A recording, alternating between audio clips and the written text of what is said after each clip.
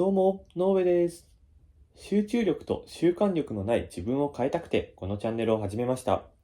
このチャンネルは毎日10分間興味を持ったことをチャット GPT で調べて学んだことを共有していきます。画面にはパソコンの手元しか映りませんが、遊んでいるわけではありません。それでは早速始めていきます。今日のテーマはカジュアルです。それでは今から10分間測っていきます。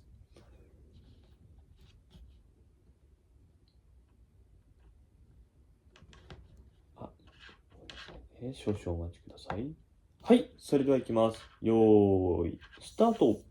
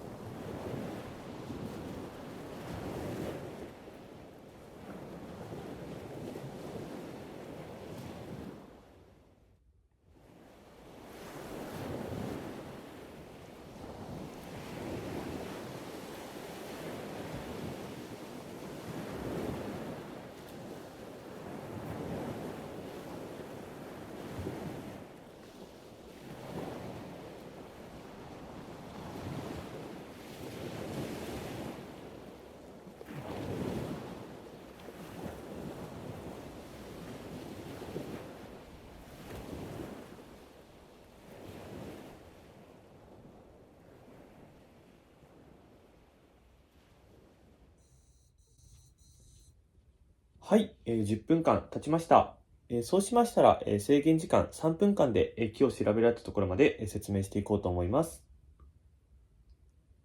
はい、それでは行きます。よーい、スタート。はい、改めまして、今日は、カジュアルという言葉について、調べてみました。自分が、聞いたことあるそのタイミングとしては、2点あって、1点目が洋服とかの服装系で、2点目が、ゲームとかで、聞いたことがあったんですけども、ちょっと服装の方がより興味が個人的には、知りたいっていうのがあったので、ゲームの方をまず軽く説明して、服装の方をより深く多く説明していこうかなというふうに思います。はい。まず、ゲームに関してなんですけど、これは私がカジュアルバトルとかっていう言葉とかを聞いたことが、過去にあって、ちょっとそれで気になって調べてみたんですけども、まず、カジュアルバトルっていうのがどういうものかっていうと、ゲームとかだと、ガチにならないとか、勝ち負けにこだわらないとか、気軽に楽しむとか、そういう風な意味があるみたいで、どちらかというと、結構自由なゲーム性を求めてますよ、みたいなことで、ルールにあまり縛られてないみたいな感じなのかなっていう風に、個人的には理解しました。で、服装の方なんですけれども、これだと、結構カジュアルな服装とかっていう言葉とかを聞いたことがあったりしたんですけど、あんまり自分の中で意味を理解してなかったので、ちょっと調べてみたんですけども、まずこの言葉に関しては、堅苦しくないとか、形式ばってないとか、気軽な状態やスタイルってことなんですけども、あのこれを説明するにあたって比較対象として他に2つ出したくて、まず1つがフォーマルっていう言葉。で、2つ目が、ラフって言葉ですね。で、この、カジュアル、フォーマル、ラフっていう言葉なんですけれども、僕が現時点で調べた GPT さんの情報の中だと、フォーマルから順番に、フォーマル、カジュアル、ラフの順番で、どんどん、型が外れていくっていうか、自由度が増していくみたいな感じで、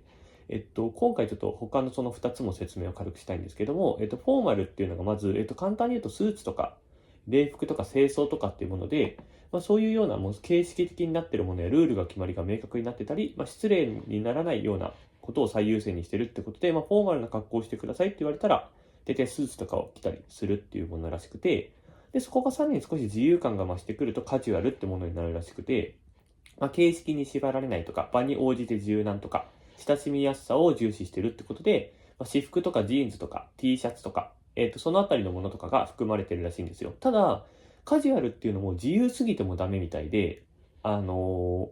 くまでその最低限の場に応じた柔軟さっていうので、私服とかジーンズとか T シャツで、さらにそこを自由にしていくと、ラフっていう言葉があって、で、ラフとかだと、